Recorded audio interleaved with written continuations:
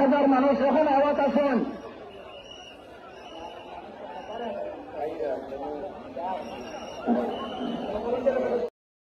شیخ الحدیث علامہ مقدس علی رحمۃ اللہ علیہ کا انتقال، لاکھوں لوگوں کی موجودگی میں نماز جنازہ ادا۔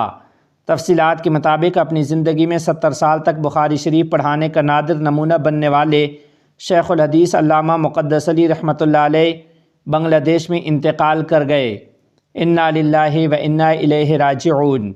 ان کا انتقال آج بروز بدھ 8 جنوری صبح 8 بجے جو کہ گنج ضلع کی یونین نمبر 7 کے بارگٹہ گاؤں میں ہوا۔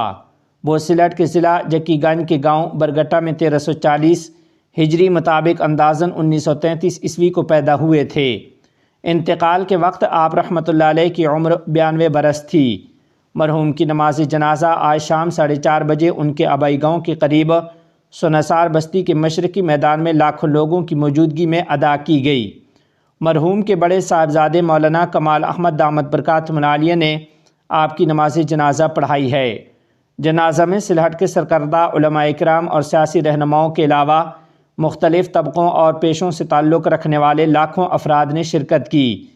جنازہ کی وجہ سے سلٹ جکی گنج کی علاقائی شاہراہ تقریباً 3 گھنٹے تک بند رہی۔ بتا دیں کہ شیخ الحدیث مولانا مقدس علی رحمہ اللہ کی شادی 1381 ہجری میں الحاج محب الرحمن کی سب سے بڑی بیٹی انوارہ بیگم سے ہوئی تھی، جس سے اللہ تعالیٰ نے آپ کو اولاد میں 8 بچے اور بچیاں عطا کیں۔ 8 بچوں میں سے 3 بیٹیاں بچپن میں ہی فوت ہو گئی تھیں، جبکہ اس وقت 3 بیٹے اور 2 بیٹیاں زندہ موجود ہیں، جن میں سے 2 بیٹے عالم، حافظ اور دینی خدمات میں مصروف ہیں۔